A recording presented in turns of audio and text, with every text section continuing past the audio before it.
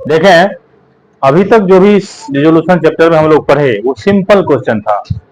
Assets को बेच के लायबिलिटीज का पेमेंट करना था। अब क्वेश्चन शुरू हुआ है जिसमें पार्टनर के द्वारा भी एसेट्स लिया जाता है, एसेट्स से नगद भी आता है, लायबिलिटीज का भी भुगतान पार्टनर करेगा और लायबिलिटीज को हम नगद भी देंगे, सब कुछ है।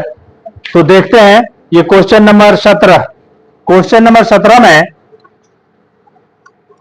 इस एसेट्स भाग में कैश है और बाकी सब एसेट्स है।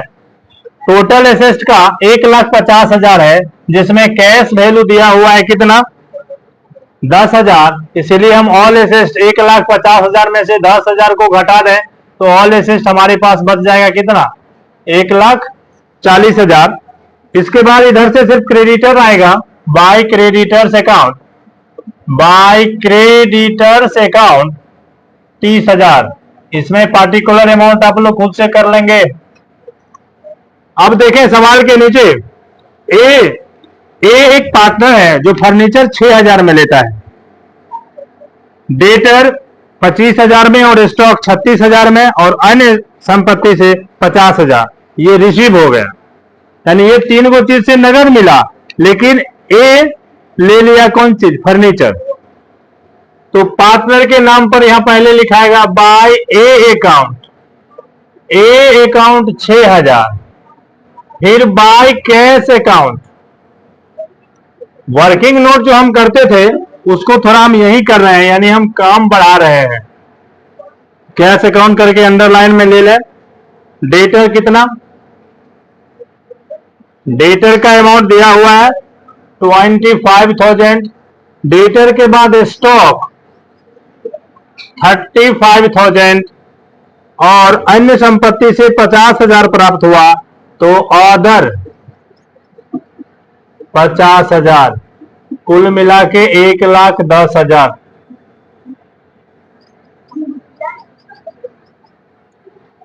अब क्रेडिटर कहता है फुल पेमेंट किया गया, तो टू कैश अकाउंट, क्रेडिटर्स यहां जितना है कितना है 30,000, तो 30 का 30 पेमेंट कर दिया गया। इसके बाद एक और लिखित था, अनरिकॉर्डेड इन्वेस्टमेंट था 2,000 का, जिसको बी ले लिया। अनरिकॉर्डेड एसेट्स बी लिया तो उसका भी यहां लिखाएगा by B account, by B account 2,000 रुपया आ गई। इसके बाद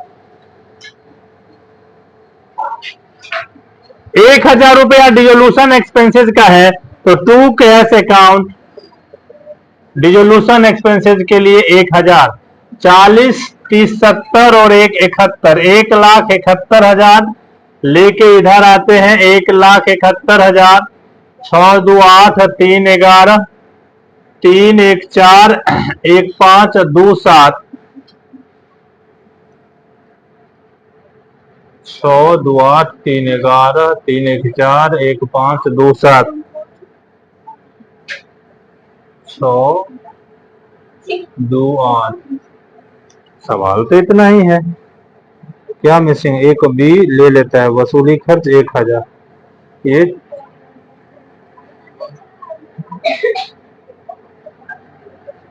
यहाँ मिसिंग हो गया। क्रेडिटर को 26,000 ही पेमेंट किया गया, पूरा नहीं पेमेंट किया गया।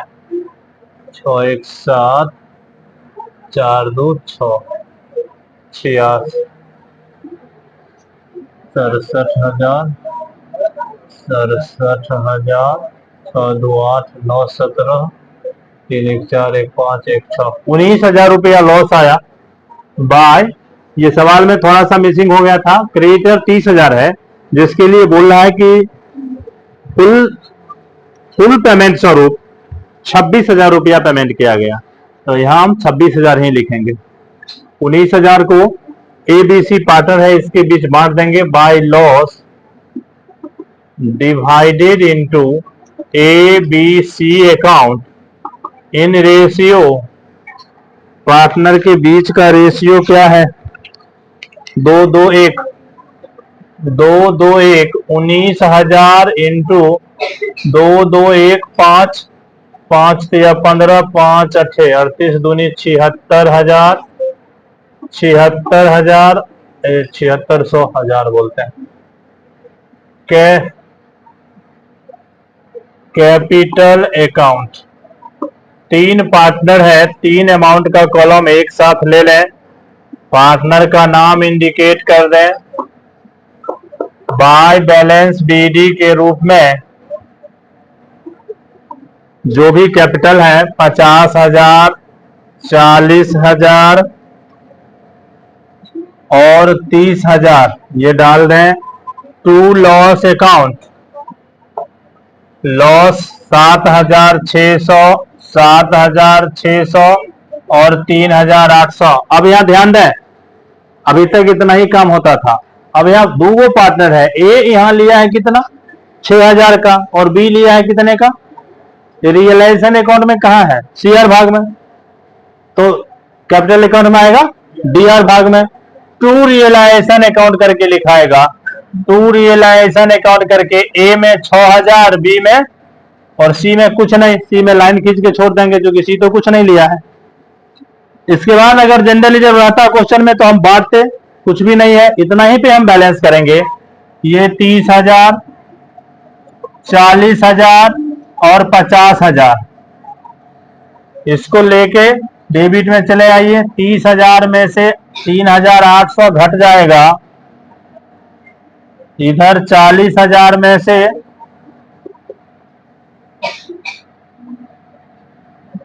और 50,000 में से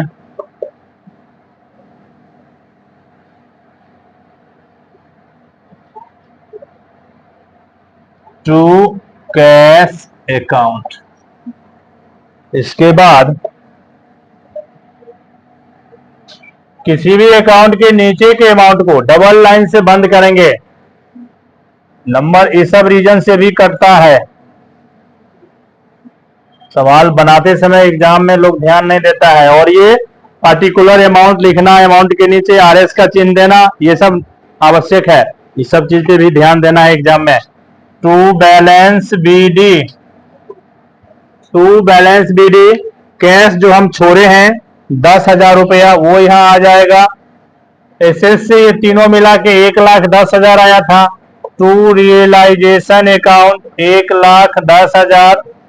उसके बाद इधर by realisation account, by realisation account 26,000 और बाय रियलाइजेशन अकाउंट 1,000। इसके बाद एबीसी का capital account, by A account, by B account, by C account 36,400, 30,400, 26,200।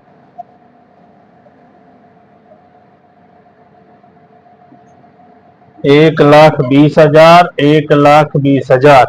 ये था क्वेश्चन नंबर 17।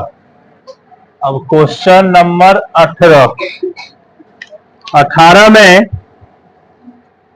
टोटल एसेट 1,10,000 है, जिसमें कैश का वैल्यू 2,000 है जो हमको नहीं लिखना है। रियलाइजेशन अकाउंट,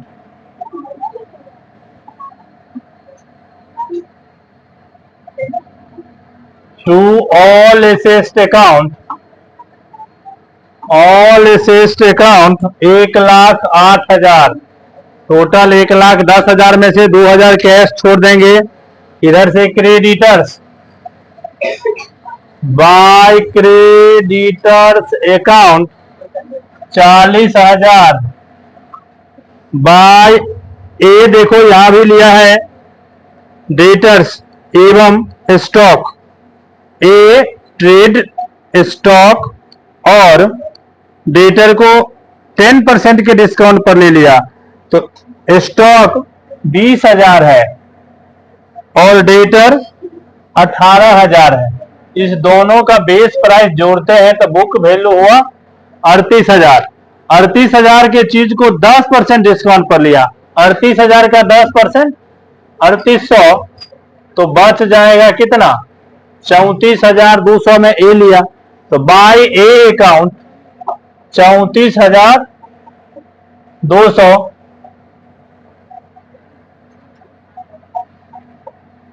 उसके बाद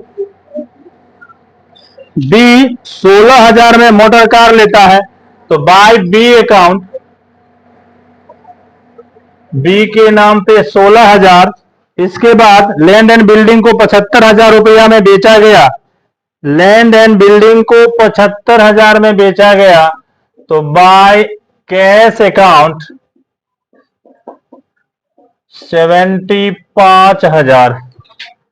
इसके बाद क्रेडिटर कहता है 1.5% डिस्काउंट पर 1.5%, 40,000 क्रेडिटर है यहां, 40,000 का 1.5% 600 रुपया निकलेगा। 600 रुपया 40,000 में से घट जाएगा तो कितना बचेगा? To cash account 39,400। उसके बाद रिजोल्यूशन एक्सपेंसेस 1,600 रुपया दिया हुआ है, 1600, to cash account 1,600।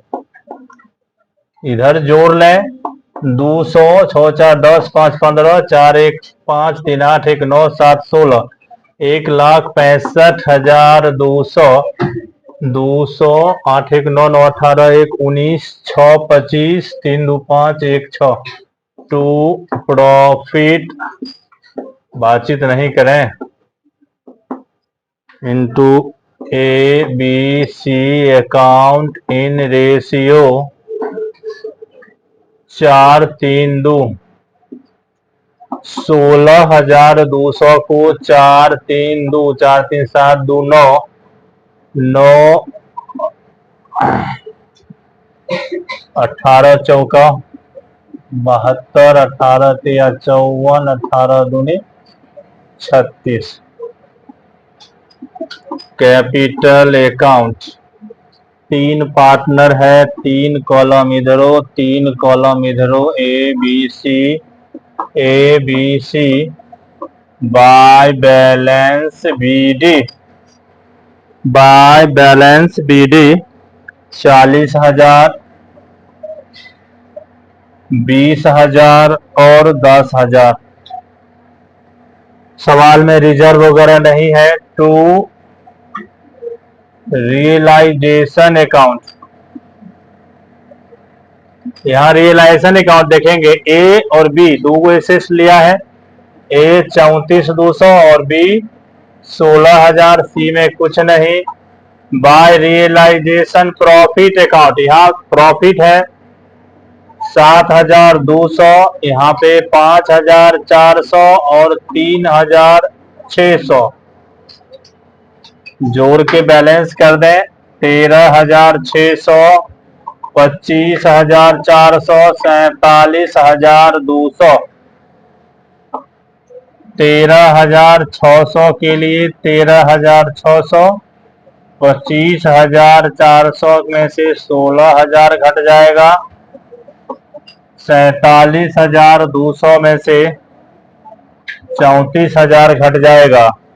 To cash account, अब बना दीजिए कैश अकाउंट,